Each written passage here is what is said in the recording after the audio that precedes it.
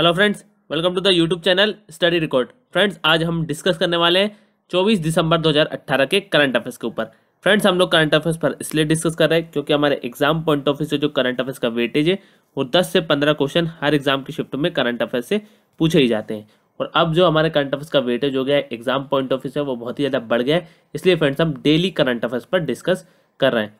Friends, अगर आपने पहली बार इस चैनल पर विजिट किया और चैनल को अगर आपने सब्सक्राइब नहीं किया है तो चैनल को आप सब्सक्राइब जरूर कर लीजिए और इस तरीके के बेल आइकन को जरूर प्रेस कर ले, जिससे मैं जो भी वीडियो अपलोड करूंगा तो उसका नोटिफिकेशन आप तक पहुंच जाएगा। और फ्रेंड्स, मैंने डिस्क्रिप्शन में टेलीग्राम ग्रुप की लिंक दे दी है, आप टेलीग्राम ग्रुप पर ज्वाइन हो जाइए, वहां पर आपको सारी पीडीएफ एक साथ अवेलेबल मिल जाएगी। फ्रेंड्स, आज का सेशन हम डिस्कस करने वाले हैं 24 दिसंबर 2018 के करंट अफेयर्स के ऊपर। लास्ट वीडियो में हमने क्विज के क्वेश्चन को देखा तो उसका आंसर है मैं आज डिस्कस करना था। तो क्विज का क्वेश्चन था, हाल ही में स्टार्टअप रैंकिंग 2018 में किस राज्य को सर्वश्रेष्ठ प्रदर्शन राज्य चुना गया।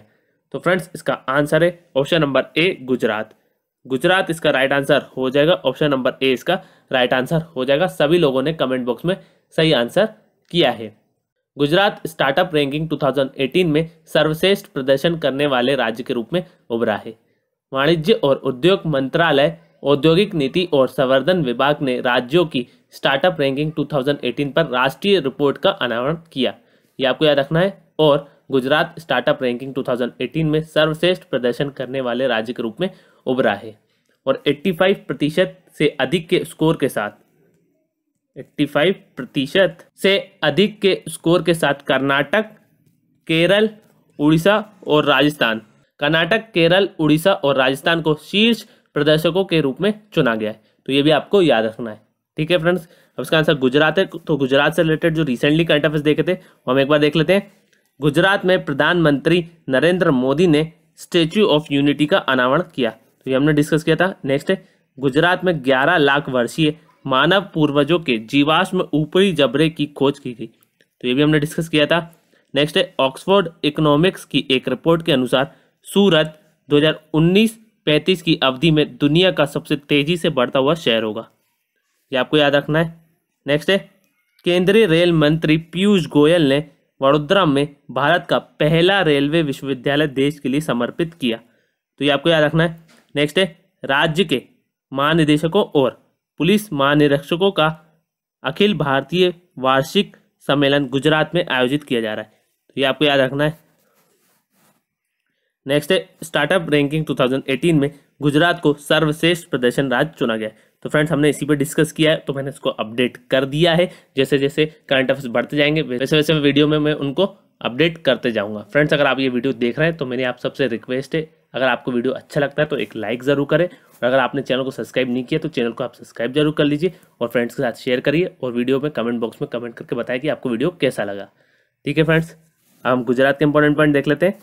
गुजरात की जो कैपिटल है वो है गांधीनगर, गुजरात के जो सीएम है वो है विजय रूपाणी, और गुजरात के जो गवर्नर है वो है ओम प्रकाश कोहली। तो इतने पॉइंट आपको गुजरात से याद रखने। चलिए फ्रेंड्स, स्टार्ट करते हैं हमारा आज का सेशन।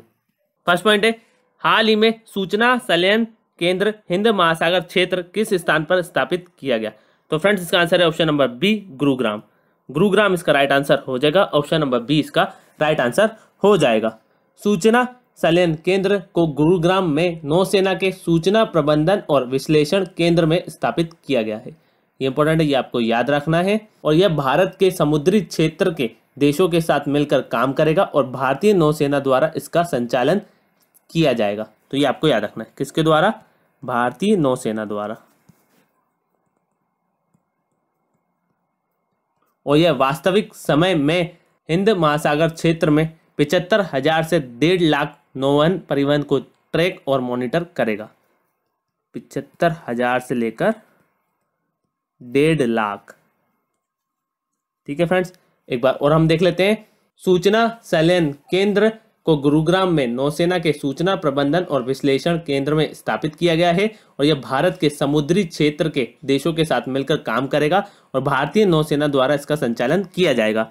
और यह वास्तविक समय में हिंद महासागर क्षेत्र में 75,000 से 1.5 लाख नौवहन परिवहन को ट्रैक और मॉनिटर करेगा, ठीक है फ्रेंड्स। अब इसका आंसर गुरुग्राम है, तो गुरुग्राम कहाँ पर है?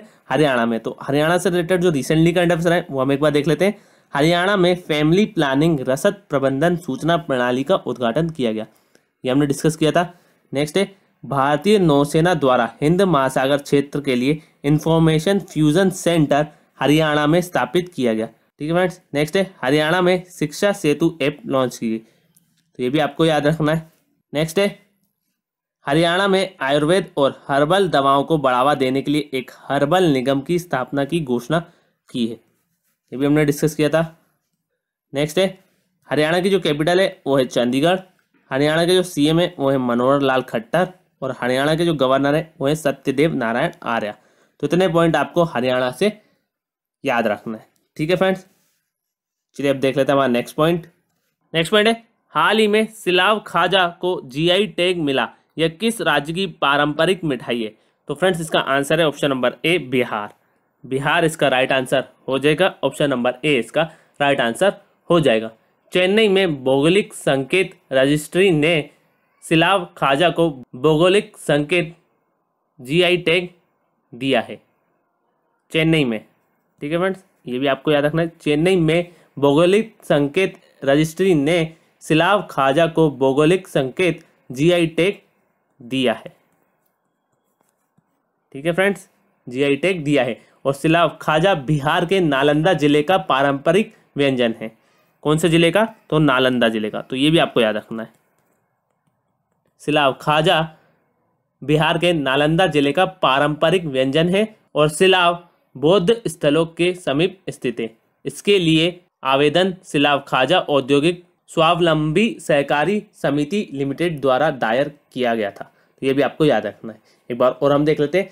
चेन्नई में भौगोलिक संकेत रजिस्ट्री ने सिलाव खाजा को भौगोलिक संकेत जीआई टैग दिया है और सिलाव खाजा बिहार के नालंदा जिले का पारंपरिक व्यंजन है और सिलाव बौद्ध स्थलों के समीप स्थित है। इसके लिए आवेदन सिलाव खाजा औद्योगिक स्वावलंबी सहकारी समिति लिमिटेड द्वारा दायर किया गया था। ठीक है फ्रेंड्स, अब इसका आंसर बिहार है। तो बिहार के हम इंपॉर्टेंट पॉइंट देख लेते हैं। बिहार की जो कैपिटल है वो है पटना। बिहार के जो सीएम है वो है नीतीश कुमार और बिहार के जो गवर्नर है वो है लालजी टंडन। तो इतने पॉइंट आपको बिहार से याद रखने। चलिए फ्रेंड्स, हम देख लेते हैं हमारा नेक्स्ट पॉइंट। नेक्स्ट पॉइंट है हाल ही में नेशनल ग्रीन ट्रिब्यूनल ने सरिस्का टाइगर रिजर्व के कितने किलोमीटर के दायरे में सभी खनन गतिविधियों पर प्रतिबंध लगा दिया? तो फ्रेंड्स इसका आंसर है option number D 10 kilometre. 10 kilometre इसका राइट आंसर हो जाएगा। ऑप्शन नंबर डी इसका राइट आंसर हो जाएगा। नेशनल ग्रीन ट्रिब्यूनल ने सरिस्का टाइगर रिजर्व के 10 किलोमीटर के दायरे में सभी खनन गतिविधियों पर प्रतिबंध लगा दिया और इसने यह भी कहा है कि आगे की खनन गतिविधि राष्ट्रीय वन्य जीवन बोर्ड द्वारा पट्टों की निकासी के अधीन है। और सुप्रीम कोर्ट ने 2006 में राष्ट्रीय उद्यानों और अभयारण्यों के 1 किलोमीटर के भीतर किसी भी खनन गतिविधियों को प्रतिबंधित कर दिया था। तो ये भी आपको याद रखना है। ठीक है फ्रेंड्स, सुप्रीम कोर्ट ने 2006 में राष्ट्रीय उद्यानों और अभयारण्यों के 1 किलोमीटर के भीतर किसी भी खनन गतिविधियों को प्रतिबंधित कर दिया था। ठीक है फ्रेंड्स, अब ये सरिस्का टाइगर रिजर्व कहाँ पर है? तो वो है राजस्थान में। तो ये भी आपको याद रखना है। अब ये राजस्थान में, तो राजस्थान से रिलेटेड जो रिसेंटली करंट अफेयर है वो हम एक बार देख लेते हैं। भारत और संयुक्त राज्य अमेरिका के बीच संयुक्त सैन्य अभ्यास वज्र प्रहार जयपुर में शुरू हुआ। तो ये आपको याद रखना है। नेक्स्ट है भारतीय वायुसेना और रूसी संघ एरोस्पेस फोर्स जोधपुर में एवियर इंदिरा 2018 अभ्यास आयोजित करेंगे। ये भी हमने डिस्कस किया था। अब फ्रेंड्स हम राजस्थान के इंपॉर्टेंट पॉइंट देख लेते हैं। राजस्थान की जो कैपिटल है वो है जयपुर और जयपुर को ही हम पिंक सिटी भी कहते हैं। राजस्थान के जो सीएम हैं वो है अशोक गहलोत। ये हाल ही में बने, तो ये इंपॉर्टेंट है, आपको याद रखना है।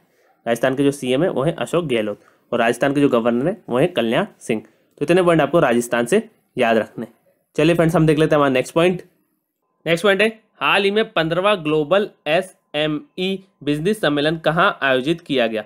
तो फ्रेंड्स इसका आंसर है ऑप्शन नंबर सी, नई दिल्ली।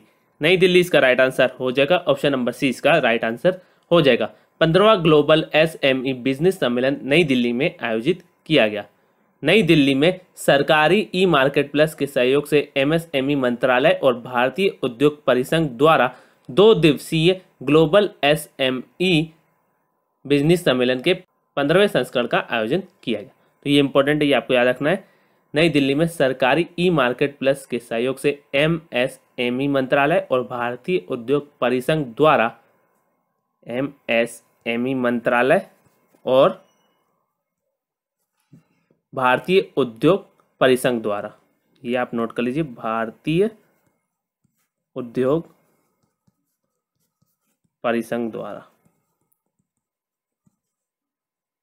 2 दिवसीय ग्लोबल एसएमई बिजनेस सम्मेलन के 15वें संस्करण का आयोजन किया गया। और इस आयोजन का जो विषय वो है building partnerships through global value chains था। मैं यहाँ नोट कर देता हूँ, आप नोट कर लीजिए। इस आयोजन का विषय building partnerships through global value chains था, ग्लोबल वैल्यू चेन्स। ठीक है फ्रेंड्स, ये इसका विषय था। ठीक है फ्रेंड्स, अब इसका आंसर नई दिल्ली है, तो नई दिल्ली से रिलेटेड जो रिसेंटली करंट अफेयर है वो हम एक बार देख लेते हैं। पुलिस अनुसंधान और विकास ब्यूरो ने जांच एजेंसियों के प्रमुखों के दूसरे राष्ट्रीय सम्मेलन का आयोजन नई दिल्ली में किया, तो ये हमने डिस्कस किया था। नेक्स्ट है, नई दिल्ली में भारत जल प्रभाव शिखर सम्मेलन 2018 आयोजित किया जाएगा, तो ये भी हमने डिस्कस किया था। नेक्स्ट है, दिल्ली के मुख्यमंत्री द्वारा निःशुल्क तीर्थ यात्रा योजना शुरू की गई, बहुत ही इंपॉर्टेंट है, ये हमने डिस्कस किया था। नेक्स्ट है, नई दिल्ली में इंडिया डे का उद्घाटन किया गया, ये भी हमने डिस्कस किया था। नेक्स्ट है, पुलिस आयुक्त अमूल पटनायक ने दिल्ली में प्रहरी योजना शुरू की, तो ये भी आपको याद रखना है। नेक्स्ट है, नई दिल्ली में डीडी किसान चैनल पर दूरदर्शन महिला किसान पुरस्कार कार्यक्रम लॉन्च किया गया, तो ये भी हमने डिस्कस किया था। नेक्स्ट है, दिल्ली सरकार ने ऑपरेशन मिनिमम वेज शुरू किया, कौन सी सरकार ने? दिल्ली सरकार ने। नेक्स्ट है, खेल मंत्री कर्नल राज्यवर्धन राठौर ने दिल्ली में सोल्जराथन मैराथन को ध्वजांकित किया, तो ये भी हमने डिस्कस किया था। नेक्स्ट है, ये बहुत ही ज़्यादा इंपॉर्टेंट है, दिल्ली उच्च न्यायालय ने भारत में निजी कंपनियों द्वारा ऑक्सीटोसिन की बिक्री, वितरण, निर्माण और आयात को प्रतिबंधित करने के केंद्र सरकार के फैसले को रद्द कर दिया, बहुत ही इंपॉर्टेंट है, ये आपको याद रखना है। नेक्स्ट है, नई दिल्ली में 9वीं इंडिया आरोग्य संयुक्त आयोग की बैठक आयोजित की गई, तो ये भी आपको याद रखना है, हाल ही में हमने डिस्कस किया है। अब फ्रेंड्स हम दिल्ली के इंपॉर्टेंट पॉइंट देख लेते हैं। दिल्ली के जो सीएम है वो है अरविंद केजरीवाल, दिल्ली के जो गवर्नर है वो है Anil Baijal, malaria research centre, Indian council of medical research, all India institute of medical sciences, भारतीय कृषि अनुसंधान परिषद और भारतीय कृषि अनुसंधान संस्थान, ये सब कहाँ है? ये सब न्यू दिल्ली में, तो इतने पॉइंट आपको दिल्ली से याद रखने। चलिए फ्रेंड्स हम देख लेते हैं हमारा नेक्स्ट पॉइंट।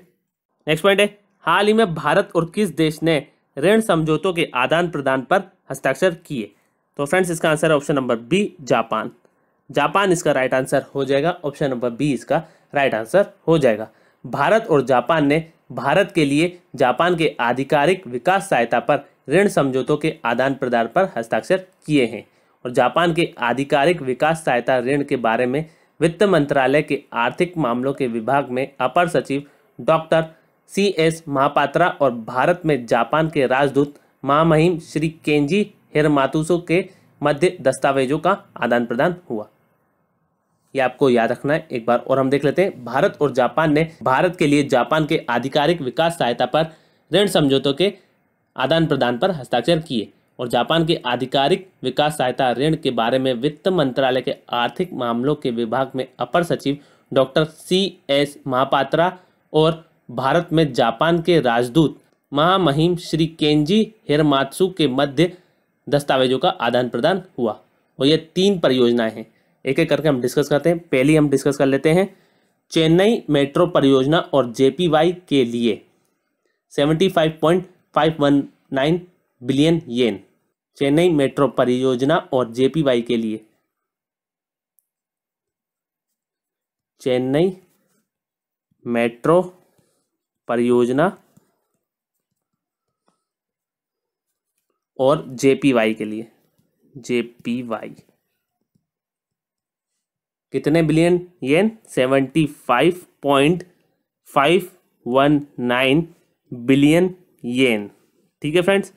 सेकंड है JPY के लिए भारत के सतत विकास लक्ष्यों के लिए जापान भारत सहयोग कार्यक्रम हेतु 15 बिलियन येन। तो ये आप याद रखें JPY के लिए, JPY के लिए भारत के सतत विकास लक्ष्यों के लिए जापान भारत सहयोग कार्यक्रम हेतु 15 बिलियन येन। ठीक है फ्रेंड्स। नेक्स्ट है JPY के लिए डेयरी विकास परियोजना के लिए 14.978 बिलियन येन। डेयरी विकास परियोजना JPY के लिए, किसके लिए? JPY के लिए डेयरी विकास परियोजना के लिए 14.978 बिलियन येन। तो ये तीनों पॉइंट आपको याद रखने इंपॉर्टेंट है। अब फ्रेंड्स का जापान है, तो जापान से रिलेटेड जो रिसेंटली करंट अफेयर है वो हम एक बार देख लेते हैं। भारत और जापान की सेनाओं ने मिजोरम में एक जंगल युद्ध स्कूल में अपना संयुक्त सैन्य अभ्यास धर्म गार्डियन 2018 शुरू किया। तो ये हमने हाल ही में डिस्कस किया है। नेक्स्ट है भारत और जापान ने पश्चिम बंगाल में तुर्ग पंप स्टोरेज के निर्माण के लिए एक ऋण समझौते पर हस्ताक्षर किए। तो ये भी हमने डिस्कस किया था। नेक्स्ट है जापान अंतर्राष्ट्रीय सौर गठबंधन में शामिल हुआ। बहुत ही इंपॉर्टेंट है, कौन सा देश अंतर्राष्ट्रीय सौर गठबंधन में शामिल हुआ है? तो वो है जापान। नेक्स्ट है केंद्रीय मंत्रिमंडल ने डाक क्षेत्र में सहयोग के लिए भारत और जापान के बीच सहयोग ज्ञापन को पूर्वव्यापी सहमति दी। तो ये भी हमने डिस्कस किया था। नेक्स्ट है जापान सरकार द्वारा विदेशी श्रमिकों के लिए नया कानून बनाया। तो ये भी आपको याद रखना है, किसके द्वारा? जापान सरकार द्वारा। ठीक है, जापान सरकार द्वारा विदेशी श्रमिकों के लिए नया कानून बनाया। अब फ्रेंड्स हम जापान के इंपॉर्टेंट पॉइंट देख लेते हैं। जापान की जो कैपिटल है वो है टोक्यो, जापान की जो करेंसी है वो है जापानीज येन, और जापान के जो प्राइम मिनिस्टर है वो है शिंजो एबे। तो इतने पॉइंट आपको जापान से याद रखने। चलिए फ्रेंड्स हम देख लेते हैं हमारा नेक्स्ट पॉइंट। नेक्स्ट पॉइंट है हाल ही में किस देश ने दुनिया भर में ब्रॉडबैंड इंटरनेट सेवाएं प्रदान करने के लिए अपना पहला संचार उपग्रह लॉन्च किया? तो फ्रेंड्स इसका आंसर है ऑप्शन नंबर सी, चीन। चीन इसका राइट आंसर हो जाएगा। ऑप्शन नंबर सी इसका राइट आंसर हो जाएगा। चीन ने दुनिया भर में ब्रॉडबैंड इंटरनेट सेवाएं प्रदान करने के लिए अपना पहला संचार उपग्रह लॉन्च किया, और यह China aerospace science and industries Corp द्वारा नियोजित होंगयुन परियोजना में पहला उपग्रह है। तो ये आप नोट कर लीजिए, CASIC। इसका जो फुल फॉर्म है वो है China aerospace science and industry Corp. ठीक है फ्रेंड्स, और यह China aerospace science and industry Corp द्वारा नियोजित होंगयुन परियोजना में पहला उपग्रह है। कौन सी परियोजना? होंगयुन परियोजना। ठीक है, होंगयुन परियोजना में पहला उपग्रह है, और होंगयुन परियोजना सितंबर 2016 में शुरू हुई थी। कब शुरू हुई थी? सितंबर 2016 में शुरू हुई थी, जिसका उद्देश्य ब्रॉडबैंड इंटरनेट कनेक्टिविटी प्रदान करने के लिए अंतरिक्ष आधारित संचार नेटवर्क का निर्माण करना है। तो ये इंपॉर्टेंट है, तो ये आपको याद रखना है, होंगयुन परियोजना। ठीक है फ्रेंड्स, अब इसका आंसर चीन है। तो चीन से रिलेटेड जो रिसेंटली करंट अफेयर है वो हम एक बार देख लेते हैं। भारत ने शंघाई में चीन की पहली अंतर्राष्ट्रीय आयात प्रदर्शनी में भाग लिया। किसने भाग लिया है? भारत ने। नेक्स्ट है चीन के चांगशा में कृषि और ग्रामीण विकास पर 20 से अधिक देशों ने चांगशा घोषणा पर हस्ताक्षर किए। तो ये भी हमने डिस्कस किया था। नेक्स्ट है चीन फ्रांस ने समुद्र विज्ञान उपग्रह लॉन्च किया। तो ये भी आपको याद रखना है। नेक्स्ट है चीन ने एक कृत्रिम सूर्य बनाया है। बहुत ही इंपॉर्टेंट है, पूछा जा सकता है कि किस देश ने एक कृत्रिम सूर्य बनाया, तो आंसर आएगा चीन। नेक्स्ट है भारत और चीन ने बीजिंग में 9वीं वार्षिक रक्षा और सुरक्षा वार्ता आयोजित की। तो ये भी हमने डिस्कस किया था। नेक्स्ट है भारत और चीन के बीच 14 दिवसीय सैन्य अभ्यास हैंड इन हैंड किसके बीच? भारत और चीन के बीच आयोजित किया जाएगा। तो ये आपको याद रखना है, इंपॉर्टेंट है। नेक्स्ट है चीन ने चंद्रमा की दूरवर्ती सतह पर रोबोटिक क्राफ्ट लैंड करने के लिए पहला मिशन लॉन्च किया। तो ये भी आपको याद रखना है। नेक्स्ट है भारत और चीन ने जन आदान प्रदान बैठक आयोजित की। बहुत ही इंपॉर्टेंट है, ये आपको याद रखना है। भारत और चीन ने जन आदान प्रदान बैठक आयोजित की। अब फ्रेंड्स हम चीन के इंपॉर्टेंट पॉइंट देख लेते हैं। चीन की जो कैपिटल है वो है बीजिंग, चीन की जो करेंसी है वो है रेनमिनबी, और the Chinese yuan also known as renminbi. तो रेनमिनबी और युआन ये आपको याद रखना है। और चीन के जो प्रेसिडेंट है वो है शी जिनपिंग। तो इतने पॉइंट आपको चीन से याद रखने। चलिए फ्रेंड्स हम देख लेते हैं हमारा नेक्स्ट पॉइंट। नेक्स्ट पॉइंट है हाल ही में किसे Skoch golden jubilee challenger award 2018 से सम्मानित किया गया? तो फ्रेंड्स इसका आंसर है ऑप्शन नंबर ए, सुरेश प्रभु। सुरेश प्रभु इसका राइट आंसर हो जाएगा। ऑप्शन नंबर ए इसका राइट आंसर हो जाएगा। वाणिज्य और उद्योग मंत्री सुरेश प्रभु को, वाणिज्य और उद्योग मंत्री सुरेश प्रभु को Skoch golden jubilee challenger award 2018 से सम्मानित किया गया। तो ये आपको याद रखना है, किसको? वाणिज्य और उद्योग मंत्री सुरेश प्रभु को।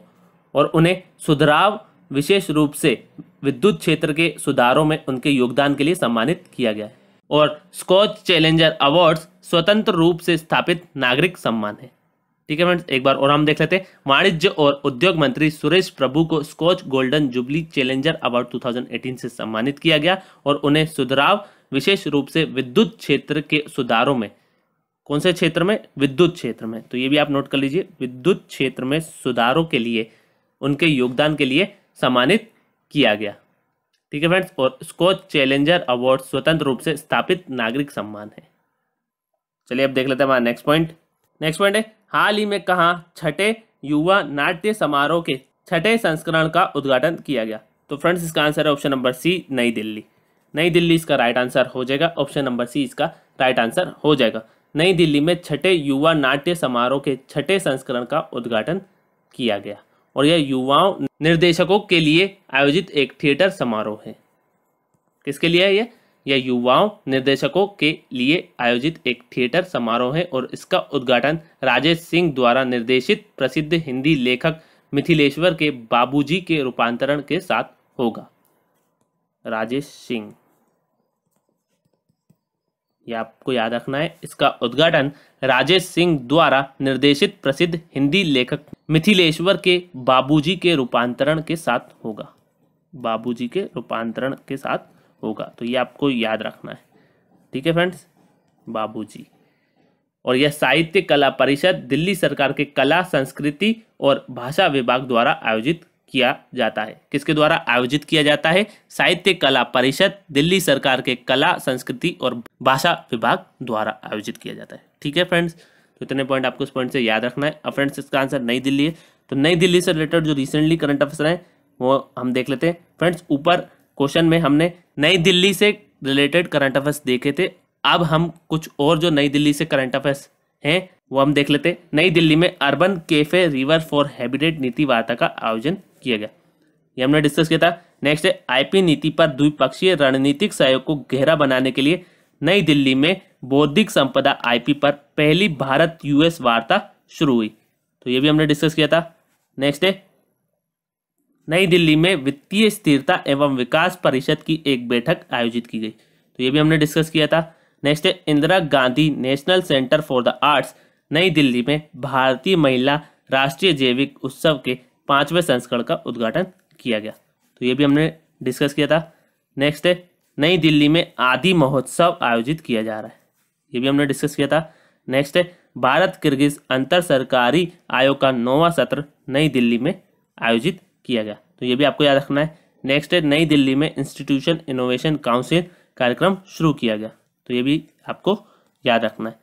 नेक्स्ट है, अंतर्राष्ट्रीय बाल रंगमंच महोत्सव जश्न ए बचपन के 14वें संस्करण का उद्घाटन नई दिल्ली में किया गया, ये भी आपको याद रखना है। नेक्स्ट है, जलवायु परिवर्तन पर 27वीं बेसिक मंत्री स्तरीय बैठक नई दिल्ली में आयोजित की गई, ये भी आपको याद रखना है। अब फ्रेंड्स दिल्ली का हम इंपॉर्टेंट पॉइंट देख लेते हैं। दिल्ली के जो सीएम है वो है अरविंद केजरीवाल, दिल्ली के जो गवर्नर है वो है अनिल बैजल, और महिला research centre, Indian council of medical research, all India institute of medical sciences, भारतीय कृषि अनुसंधान परिषद और भारतीय कृषि अनुसंधान संस्थान, ये सब कहाँ है? ये सब न्यू दिल्ली में, तो इतने पॉइंट आपको दिल्ली से याद रखने। चलिए फ्रेंड्स हम देख लेते हैं हमारा नेक्स्ट पॉइंट। नेक्स्ट पॉइंट है, हाल ही में किसे भारतीय महिला क्रिकेट टीम के कोच के रूप में नियुक्त किया गया? तो फ्रेंड्स इसका आंसर है option number C, WV Raman. WV Raman इसका राइट आंसर हो जाएगा। ऑप्शन नंबर सी इसका राइट आंसर हो जाएगा। भारत के पूर्व सलामी बल्लेबाज WV रमन को भारतीय महिला क्रिकेट टीम का नया कोच नियुक्त किया गया। किसको? WV रमन को नियुक्त किया गया है।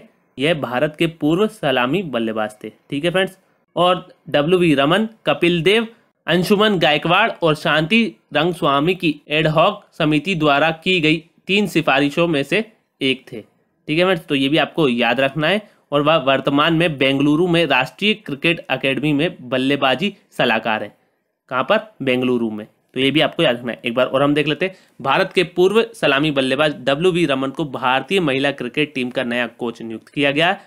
और WV रमन कपिल देव, अंशुमन गायकवाड़ और शांति रंगस्वामी की एड हॉक समिति द्वारा की गई तीन सिफारिशों में से एक थे और वह वर्तमान में बेंगलुरु में राष्ट्रीय क्रिकेट अकेडमी में बल्लेबाजी सलाहकार है। तो ये आपको याद रखना है।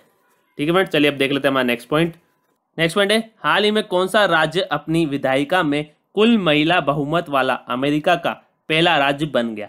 तो फ्रेंड्स इसका आंसर है ऑप्शन नंबर सी, नेवाडा इसका राइट आंसर हो जाएगा। ऑप्शन नंबर सी इसका राइट आंसर हो जाएगा। नेवाडा अपनी विधायिका में कुल महिला बहुमत वाला अमेरिका का पहला राज्य बन गया है। तो ये इंपॉर्टेंट है, आपको याद रखना है।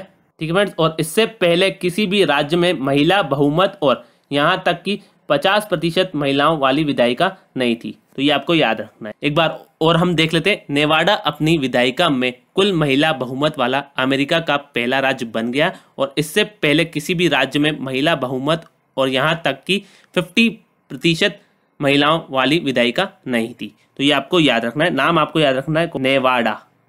ठीक है फ्रेंड्स, नेवाडा अपनी विधायिका में कुल महिला बहुमत वाला अमेरिका का पहला राज्य बन गया है। बहुत ही इंपॉर्टेंट क्वेश्चन है, आपको बस नाम याद रखना है। कौन सा राज्य है? नेवाडा। अब फ्रेंड्स यहाँ अमेरिका की बात हो रही, तो अमेरिका से रिलेटेड जो हमने रिसेंटली करंट अफेयर्स देखे थे वो एक बार देख लेते हैं। भारत और संयुक्त राज्य अमेरिका के बीच व्रज काया नामक सामरिक अभ्यास आयोजित किया गया। तो ये आपको याद रखना है। नेक्स्ट है अमेरिका के इंपॉर्टेंट पॉइंट। अमेरिका की जो कैपिटल है वो है वॉशिंगटन DC। अमेरिका की जो करेंसी है वो है यूनाइटेड स्टेट्स डॉलर और अमेरिका के जो प्रेसिडेंट है वो है डोनाल्ड ट्रंप। तो इतने पॉइंट आपको अमेरिका से याद रखने। आज का जो क्विज का क्वेश्चन है वो है, हाल ही में कहाँ प्रीमियम बैडमिंटन लीग 2018 शुरू हुई? तो फ्रेंड्स इसका आंसर आप मुझे कमेंट बॉक्स में कमेंट करके बताएंगे। नेक्स्ट वीडियो में हम इस क्विज के आंसर को डिस्कस करेंगे। आई होप फ्रेंड्स आप सभी को ये वीडियो पसंद आया होगा। अगर फ्रेंड्स आपको ये वीडियो पसंद आया तो लाइक जरूर करें, शेयर करें अपने फ्रेंड्स के साथ, और स्टडी से रिलेटेड कोई भी व्हाट्सअप ग्रुप हो तो उस ग्रुप में इस वीडियो को जरूर शेयर कर दीजिए। और फ्रेंड्स अगर आपने चैनल को अभी तक सब्सक्राइब नहीं किया तो चैनल को आप सब्सक्राइब जरूर कर लीजिए और बेल आइकन को जरूर प्रेस कर लें, जिससे मैं जो भी वीडियो अपलोड करूंगा तो उसका नोटिफिकेशन आप तक पहुंच जाएगा। और फ्रेंड्स आपको वीडियो अगर अच्छा लगता है तो एक लाइक ज़रूर करें और फ्रेंड्स के साथ शेयर करें और कमेंट बॉक्स में कमेंट करके बताएंगे आपको वीडियो कैसा लगा। Thank you friends for watching. Have a nice day. Thank you.